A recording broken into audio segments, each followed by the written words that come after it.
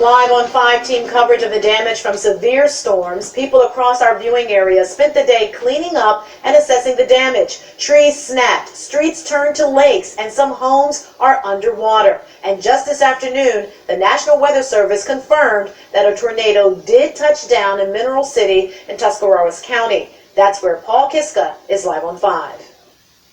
That's right, the National Weather Service confirmed exactly what people here suspected all along, that a tornado struck here last night, and you can see exactly where that twister hit on the hillside there, all of those snapped trees. The tornado then raced through town, causing a lot of damage to power lines. And look at this street light, it was smashed to the ground. That's just one example of a lot of damage right through there. You can see the fire station took a direct hit. It was destroyed by the tornado. And look down this street, this is what many homeowners are dealing with. A lot of trees down, a lot of siding just ripped and stripped from the houses, a lot of power lines down. So again, it was a tornado that hit Mineral City. Live high 5 in Mineral City, I'm Paul Kiska. Wasn't flooding, but a tornado that caused destruction farther south in Tuscarawas County. News Channel 5's Paul Kiska takes us on a tour of the damage in Mineral City. As you can see, the Mineral City Fire Department took a direct hit from the tornado last night. 7 firefighters were inside that building at the time, 3 of them sisters. The Mineral City Fire Department is a pile of rubble after a tornado barreled down the hills, slamming into the town below. Firefighters inside the fire station sounded the tornado siren and then tried to take cover. So we tried to run into the women's bathroom, which is central in the building. We got into the dining hall and the roof just lifted up. I was hunkered in the doorway trying to hold myself down.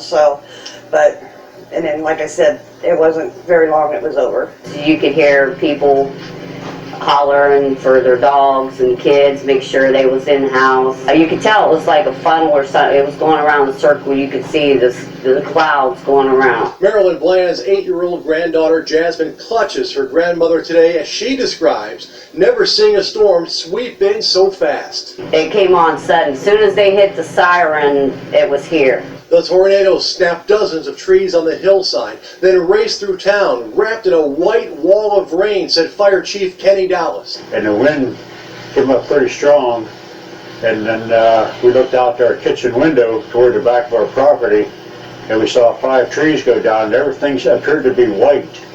And then it climbed up over the hill behind my place, probably 300 feet to 400 feet.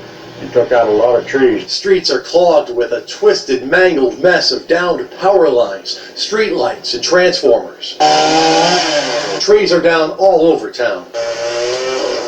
The tornado stripped siding from homes and ripped awnings from garages. Because Mineral City is nestled in a valley, many people here believe they dodged tornadoes. This direct hit erases a lifetime of a false sense of security. If you look into the rafters of that destroyed fire station, you can actually see a firefighter's coat in the insulation right in the middle of all of that debris. Somehow, some way, no serious injuries. In Mineral City, I'm Paul Kiska, News Channel 5. As you can see, this building is virtually destroyed. This building houses the Mineral City Volunteer Fire Department as well as the Mineral Sandy Ambulance Service. And the chief of the ambulance side actually told me that once the National Weather Service issued the severe thunderstorm warning, she and about a half dozen people actually came here to be on standby. But she says once they got inside, they looked several blocks down and saw trees snapping and swirling, and so they went to a back room. But that's exactly when the storm hit, not knowing whether this is a tornado. But as you can see here in these pictures, the fire department, they are trying to salvage their vehicles and try to get them out of that wreckage and see how much damage has been done. And also, as you can see, there have been several homes in this area that also have roof damage. But the good thing here is that fortunately, no one was hurt in this, and that is the good news. In Mineral City, Kevin Freeman, Fox 8 News. Where the Mineral City Volunteer Fire Department lost its firehouse. Top the 10 meteorologist Josh Poland is live there tonight. And Josh, the National Weather Service confirms a tornado touchdown there? That's right, Jerry. The National Weather Service still trying to analyze the evidence that they collected and trying to determine its strength, but they say a tornado is responsible for damage like this. This debris is all that remains of a garage that once housed Mineral City fire trucks. It's a scene first responders are used to seeing, but not at their home away from home. I was just horrified that something like this could happen here. Debbie Wine was one of 7 firefighters in the building when a tornado hit late Wednesday afternoon. We were panicking. We didn't know for sure what was going on. The firefighters tell me they sought shelter at the back of their radio room.